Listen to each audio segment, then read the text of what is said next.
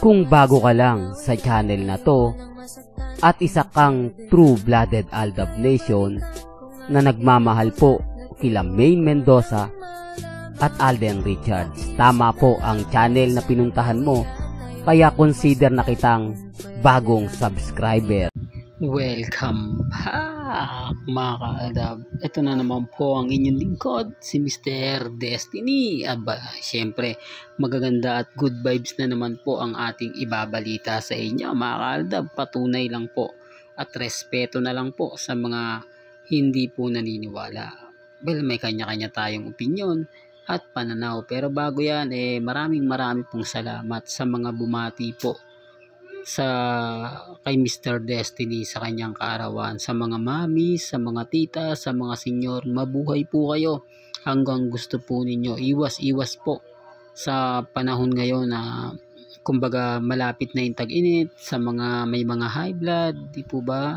Lagi niyo pong iinumin ang inyong mga maintenance. Ulitin ko, mabuhay po kayo hanggang gusto po ninyo. Ito yung pinapaliwanag ko, di po ba sa All Out Sunday wala si Alden Richards? Basag na naman po sila. Kasi pinapangunahan po nila na si Alden daw lagi mag-host na sa All Out Sunday simula nga po daw ng February 10, ng February 9. Yun nga po yung pinupunto natin doon. Bagsak kasing All Out Sunday, kailangan ng promotion. Ito na nga po yung sinasabi ko na freelancer na lang si Alden. Taliwas po sa mga sinasabi at pahayag po ng ilan na ganito ganyan, etc. di po ba? Alam niyo, sa totoo lang po yung mga update natin, mamaya pag-uusapan din natin yung Katnel. Tumutok muna tayo kay Alden. Kung gusto po kasi ni Alden na gumawa ng teleserye, gagawin po niya. Gaya po ng sinasabi ko na go agad yan. Halimbawa, Alden, may gagawin kayong project ni ang sagot agad yan, go, di po ba? Yung tipong wala nang yung ganito ganyan, tuloy agad siya. Yan ang isa sa Alden Richards na kilala po natin. Hindi po siya marunong tumanggi, lalo na po kung pag ang project napakaganda, di po ba? Pero ngayon, kita nyo naman pinag-iisipan, may mga bagay na saka na muna natin itong gawin. Di po ba, titignan natin kung ano na nga po ba yung magaganap. Di po ba, yung tipong umaharang si Alden, yung tipong ayoko munang gawin niya kasi ganito, yung pwede na po siyang tumanggi. Pwede na siyang magsalita ng gusto niya na hindi ko gagawin yan. Ito nga yung pinapaliwanag ko po, pwede pong gamitin ng GMA na si Alden magpo-promote o pupunta ka ng ganito, pupunta ka ng ganon. Doon lang yun. Kaya nga po hindi siya gumawa ng teleserye. Tapos sasabihin nila, bakit tinanggap niya yung pagiging host? Kung matatandaan nyo, yung mag-host ka lang, simple lang naman yan Pwede na yan i-record o iti-tape nyo na lang po yan para sa susunod na segment.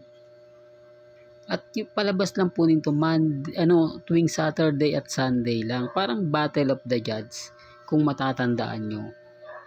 Hindi naman po gaanong mahirap yung trabaho ni Alden. Hindi katulad ng iba na talagang pumupokus po.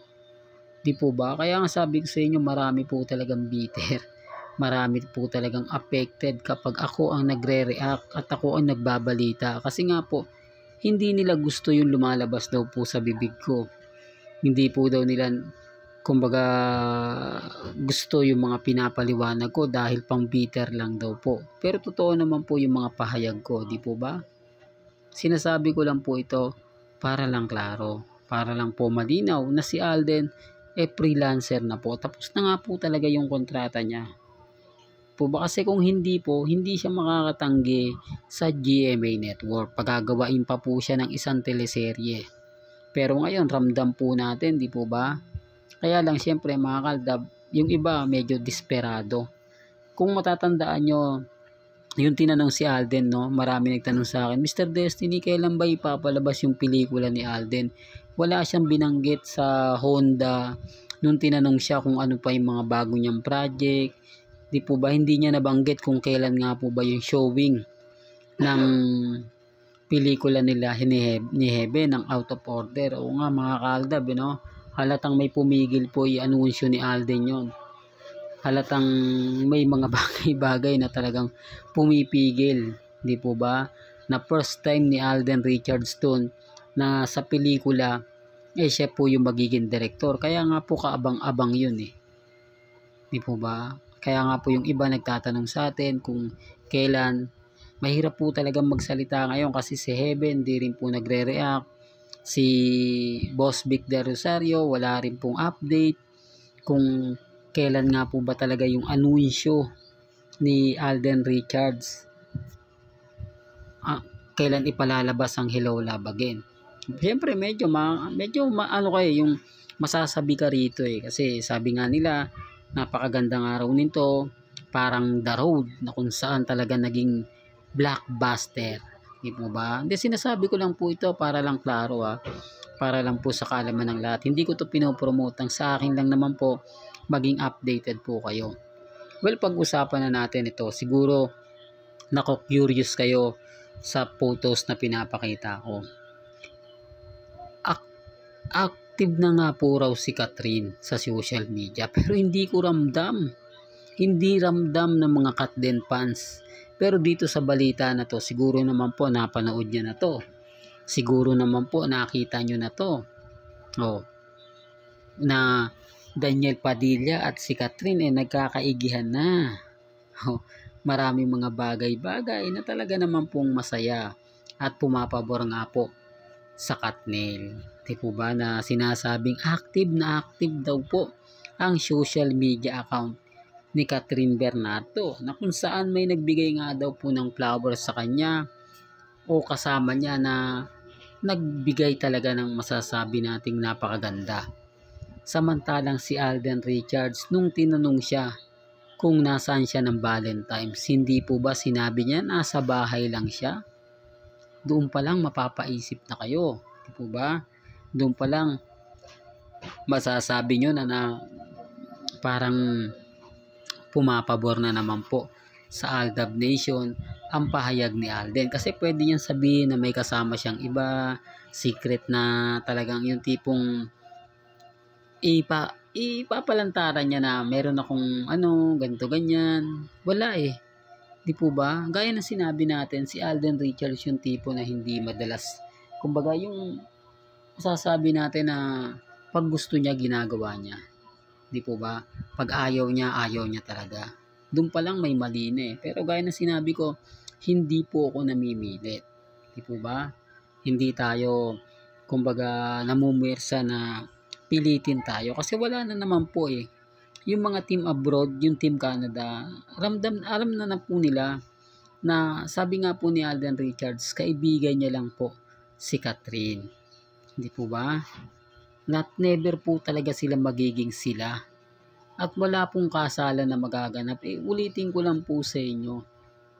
Wala pong artista na katulad po ng isang Alden Richards na pagkatapos ng breakup ng isa after 11 years, buwan lang ang pagitan, ikakasal na. Kailan lang po ba sila nagkalapit ng gusto? Ito lang pong October. Tapos sasabihin po nila na kumbaga ikakasal na. Yung 11 years nga po na pagsasama. Di po ba? Hindi nga, sa bagay mga Kaaldab, sabi ko nga po sa inyo, pinupush nila yan eh. Talagang sila po yung nagmamando dyan. Sila po talaga yung nagpapagalaw ng mga bagay-bagay na hindi talaga nila magugustuhan o hindi mo talaga magugustuhan. Pero okay lang yan. Sabi ko nga po sa inyo, dito po sa channel natin, marami kayong maintindihan. Marami rin po kayong mauunawaan. Maraming natutuwa sa channel natin at syempre marami rin pong naiinis. Diba? At alam nyo naman po na kapag tayo nagbigay ng update, ganap sa pool po natin. Sina Mr. and Mrs. Polkerson. Lalo na po ngayon, wala po silang update.